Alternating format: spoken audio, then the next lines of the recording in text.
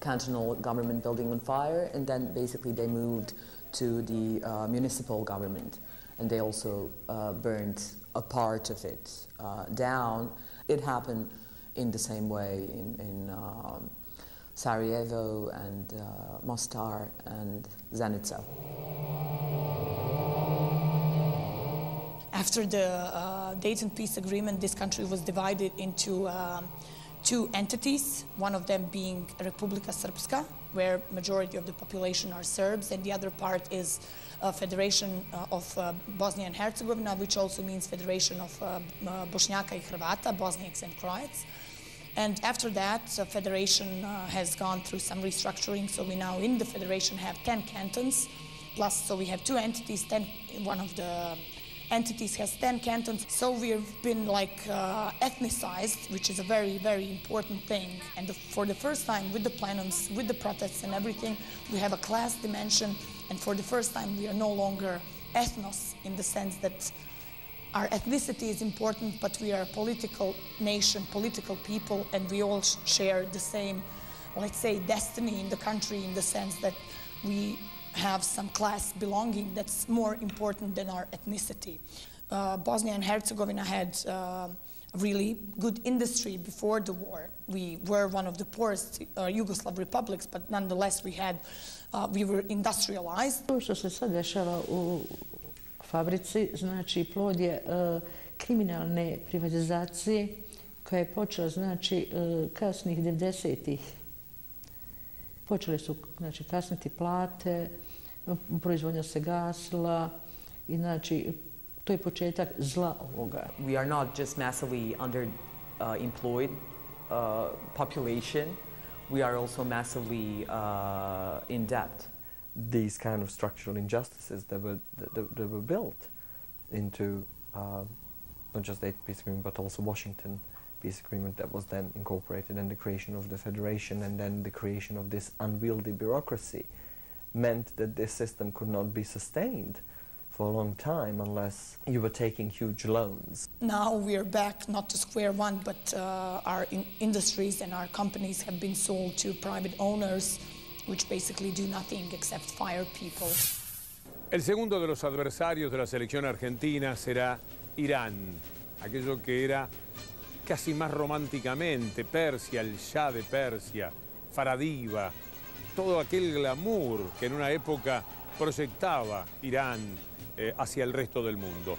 Hoy día Irán es un país clave en muchas divergencias, en muchos conflictos que se dan internacionalmente.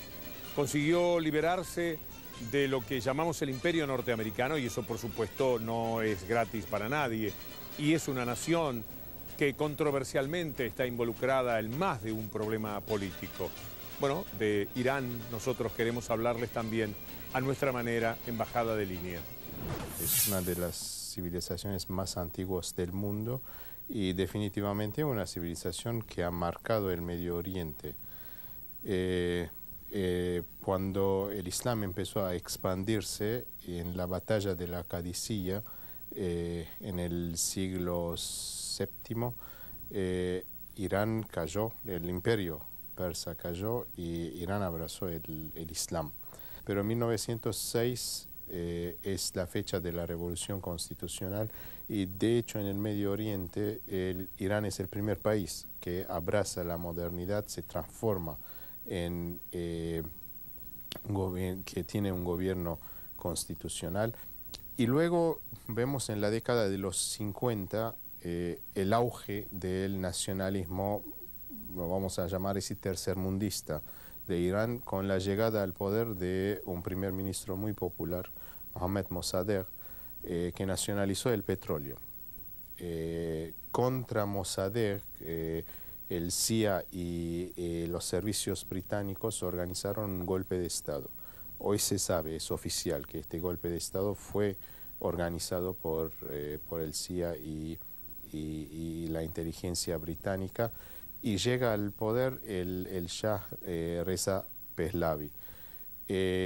Fue uno de los monarcas más absolutistas, uno puede decir más represivos, sangrientos, con un aparato de represión, el el SIVAC, que desde los 50 hasta 1979, cuando va a caer el Shah, Irán se va a transformar radicalmente, gracias al petróleo, gracias a la alianza especial que establece con Estados Unidos en el Medio Oriente.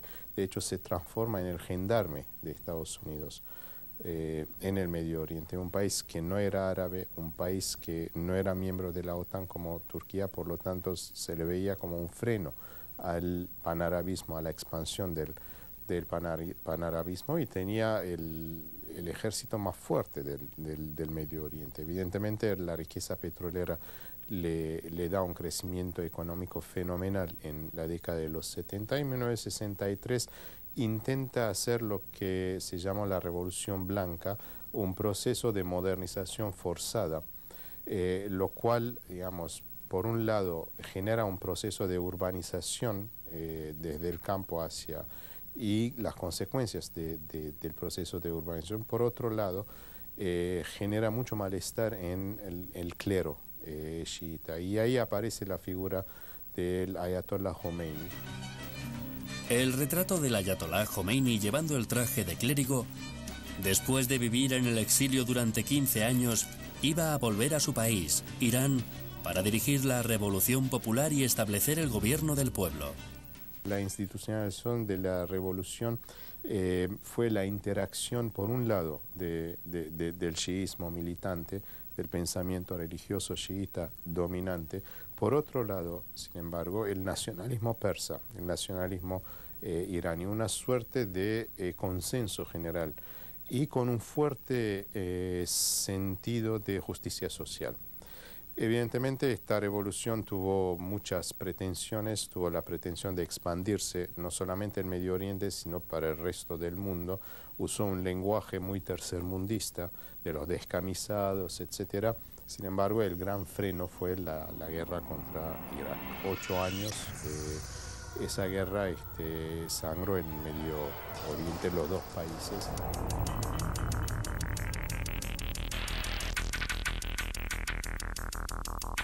Por supuesto, Irán no es una democracia liberal, pero tampoco, digamos, es el absolutismo autoritario. Hay consenso, hay sectores, hay debates de ideas, y ahí en el 2005 aparece la figura más controvertida de Ahmadinejad, que también hay que decirlo, entre el 2005 y el 2009, más o menos, tiene un protagonismo fenomenal en el Medio Oriente, posiciona a Irán como un actor clave en la región.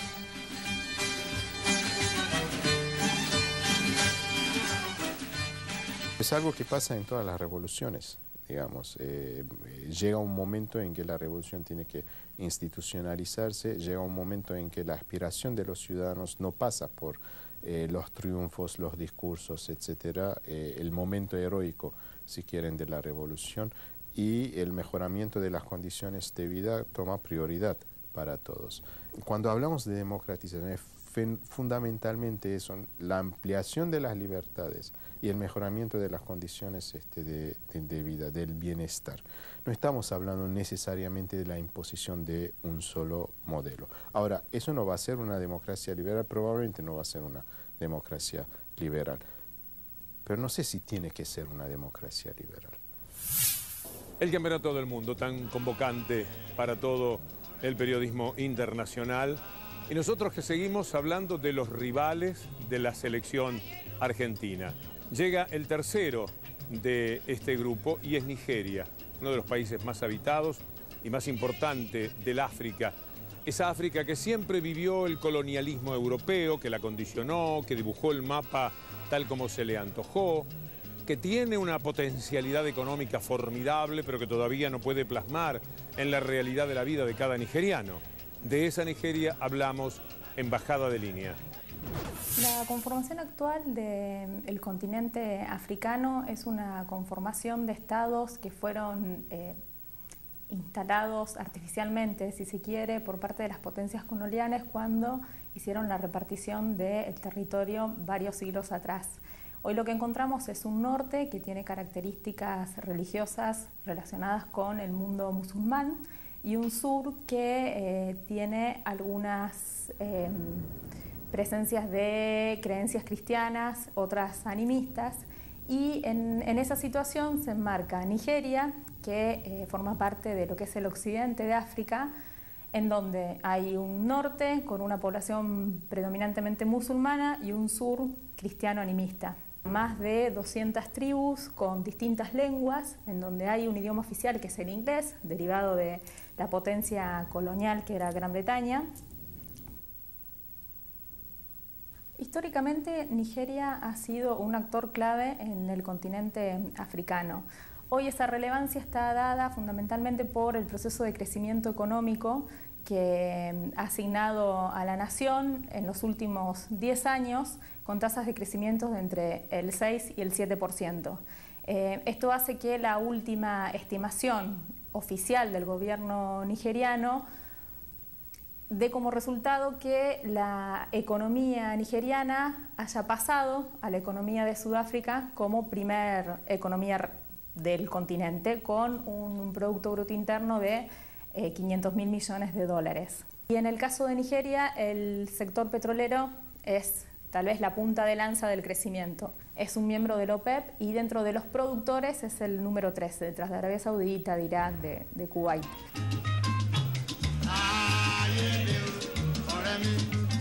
El descubrimiento de petróleo en Nigeria y su potencialidad modificaron para siempre la historia económica de ese país.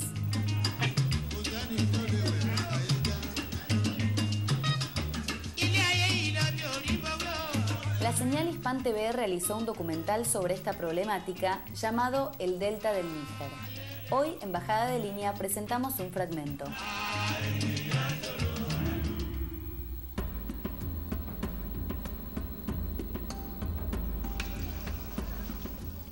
¿Que me llaman criminal? ¿Pirata? Yo no soy nada de eso. Soy un luchador libre en el delta del Níger.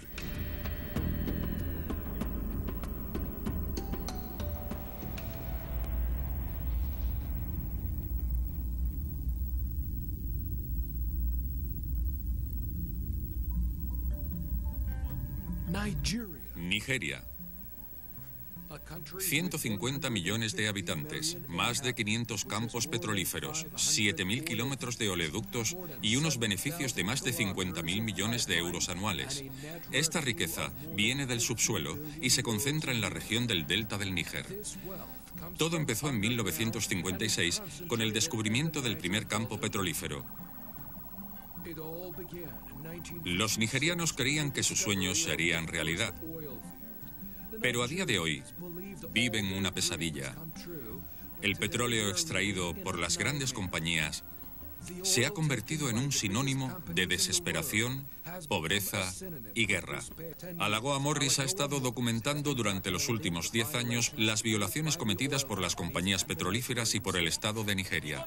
Si vais a mi pueblo ahora, veréis a la gente sin agua para lavar ni para beber. No hay manera de sobrevivir. ¿Veis la carretera? Queremos que Ajib construya una nueva carretera y un puente para ir a nuestro pueblo. No hay luz, nada. Nadie dice lo que está pasando. Nadie nos explica nada. ¿Piensas entonces que los trabajadores de la compañía vienen y sabotean? A veces los vemos, pero no hablamos con ellos. No hay negociaciones, así que sospechamos de ellos. Sospechamos que todo esto es un negocio. Es un sistema político lo que aquí tenemos. Necesitamos carreteras y hospitales en el pueblo.